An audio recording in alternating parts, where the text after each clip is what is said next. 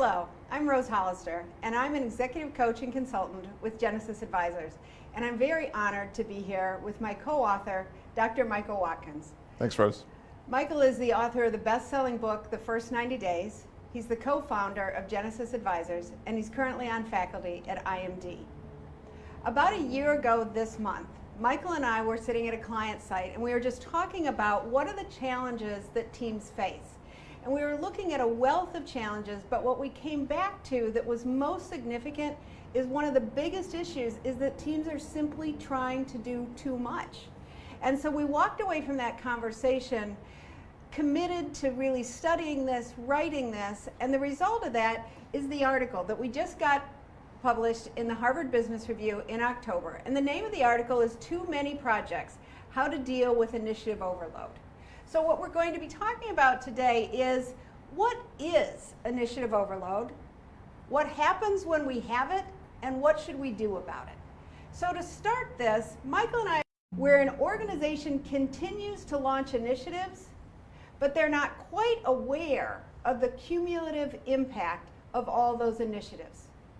The second part of the definition is organizations continue to have departments or projects or initiatives that may no longer fit the strategy. And the third element of initiative overload is that companies may get leaner by cutting headcount, but may not subsequently cut work or change the processes. I was recently talking to a senior leader at a CPG company, and he said, we did a really good cut of our headcount, we did make the organization more lean. We were supposed to do a second process where we were also going to look at changing the work. The truth is, they never got around to phase two. And he admitted this rather sheepishly. Now, what we find is that this isn't just that organization. We find that organization after organization have resources that are just stretched to their limits. One of the places that I saw this really happen, I was faculty on an executive leadership development program. The organization, the senior leadership came up with key areas that they wanted these action learning teams to look at. And they asked the action learning team to go look at the frontline store managers. This company was a Fortune 500 retail company. So the action learning team went away, they did 6 months worth of research and came back to report to the C-suite. And what they said is, okay, first there's the day job of these storefront managers. They have to do staffing, they have to grow sales, they have to take care of customers and safety and operations and all those things. But there's something else happening here. In a 6-month period, what the action learning team found is that these managers were being inundated by initiatives. And they were being asked to support between 90 and 100 initiatives in that little 6-month period. Well, if you think about this, how well can any initiative be supported if it's just one of the 4 that come through in any given week? So what we see is that important initiatives get too little support.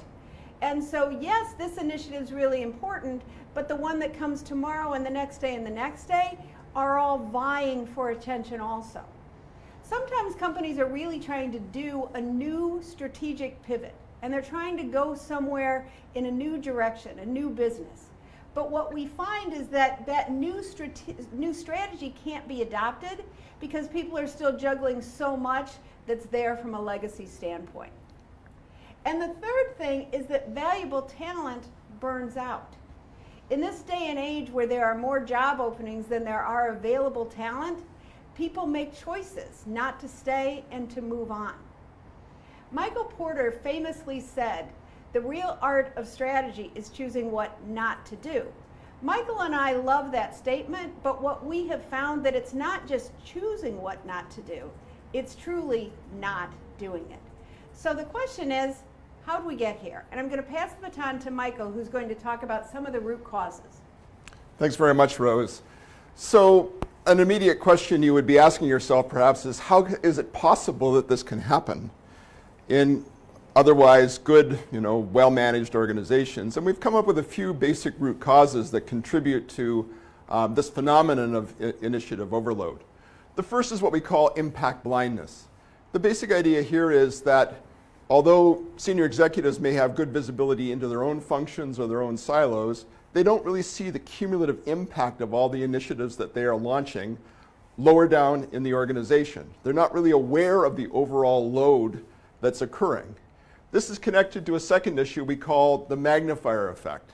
Rose's example is a great one because what you saw was those frontline store managers were kind of at the focal point of a magnifying glass where all these initiatives were coming down and then being concentrated at this critical level of management, and in effect burning out that level.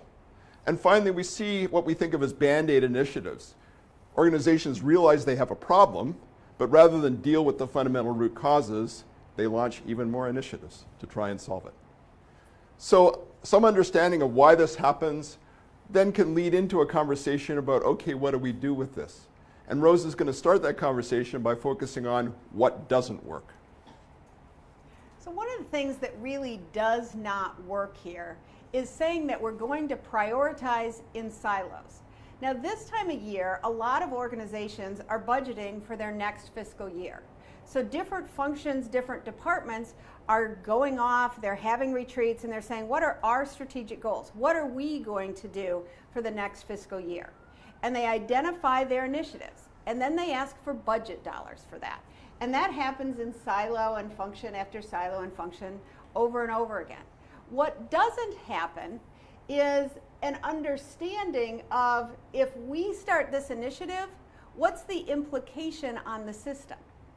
If we're doing this, what are we truly asking for the system, from the system in the way of support, in the way of people time? What are the demands that our initiative will put forward? What we find is that the budgeting is usually all about money. It's usually not about the time that it takes to deliver something. And so prioritizing in silos doesn't have an understanding of all the implications of those priorities that are coming up. The other thing that really doesn't work is making across-the-board cuts. Now, we've all seen this, okay? We're either going to cut people, we're going to cut initiatives, maybe by 10%, maybe by 20%. But what happens is that maybe an organization over here has already been running very leanly. Maybe they've really done a great job at prioritizing.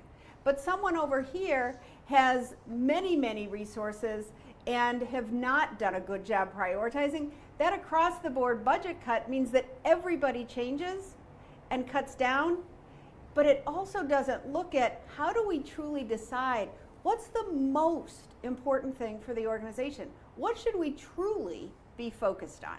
So Michael's going to talk about how do we get a better handle on initiative overload. Thanks, Rose. Well, the starting point for doing something about this is really having the senior executive team recognize that it's an issue and begin to try to do something systematic about it. And we don't mean individual leaders on the executive team, we mean the team as a whole, really deciding that they're going to focus on the issue and try to do something about it. The starting point then is to do an inventory of the existing set of initiatives and take a look at them. Doing that requires really looking at the overall impact of those initiatives, and it's essential, we find, to do it both top down but also bottom up. And by bottom up we mean looking at the impact of initiatives, the cumulative impact on, for example, frontline managers or other critical layers of leadership in your organization. As you do this, though, be careful to think about interdependencies between initiatives. Initiatives often connect with each other, and it may be that, canceling this initiative on its own may have knock-on effects on several other things that are really important. So you really need to be thinking about interdependencies and then the overall impact, right? What's the overall picture here? To what degree are we really, over pushing the capacity of the organization to sustain this load over time? And then, of course, there's the question of what we will do about it. So I have an example. Oh, go ahead. No, so I think at this point we were going to take some questions. All right, thank you. And thank you, everybody, for chiming in with some questions. We do have a few coming in.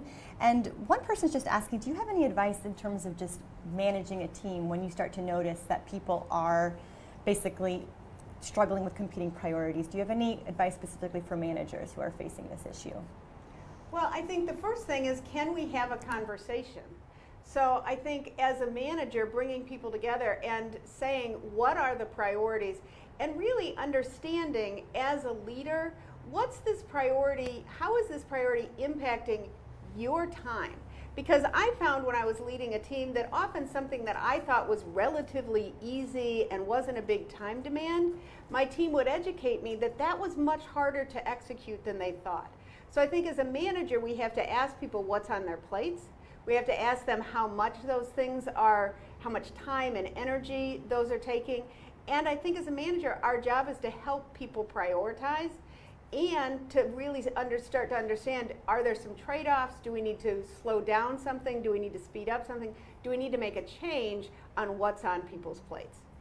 The only thing I would add is you have to figure out fairly early whether the problem is coming from someplace else or the problem is you, right? So really understanding whether you're the driver fundamentally of the workload and you're not sufficiently balanced in what you're demanding of your team, or is it that you're really responding to a bunch of external forces over which you may not have a whole lot of control? And then you start to ask yourself, can we set boundaries? Can we begin to to push back at least a little bit on what's going on? Some organizations that's possible, some it's much harder. And then there's, I think, a critical piece that the lower level can do, which is begin to communicate upward about the problem, right? Begin to frame the problem as, we think we may have a problem with initiative overload. All right, another question here is about low performers. How do you empower low performers? Well, I think it's an interesting question because empowering low performers, to me, it comes back to a question about, is this that somebody doesn't have the skill to do the job, or do they not have the will to do their job? So if I have a low performer who's been put in a position where they don't have the skills, am I able to, do I have the time to get them up to speed in the time I have allotted? If this is a low performer because they have the skill and they're choosing not to perform, then I think really I don't have an empowerment issue. I think then I have a performance issue. Yeah, what I would add to that too is, sometimes the low performance is a consequence of initiative overload, right? And so there's situations where you're simply driving otherwise pretty good people into a state where they're not engaged anymore. They don't really want to contribute anymore. And that shows up as low performance. It can also show up as, Rose indicated previously, good people departing from the organization. Just to build on what Michael said for a minute, with that store manager example, the sheer demands on these store managers were impossible.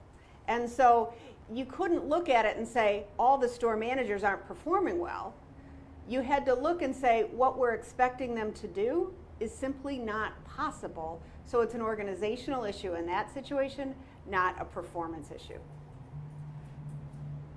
All right, we're getting quite a few questions in now. So here's one from Alexis in Mexico. And the question is, he basically wants to know more about the magnifier effect. If you could just go into a bit more detail. Sure. So if you think about what a magnifying glass does, right, it takes relatively diffuse rays from the sun and focuses them into a particular point, right, sufficiently powerful that it can ignite things. Well, so too can initiatives come from a diffuse set of sources up in the senior ranks of the organization. This department launches a couple of initiatives, this department launches a couple of initiatives.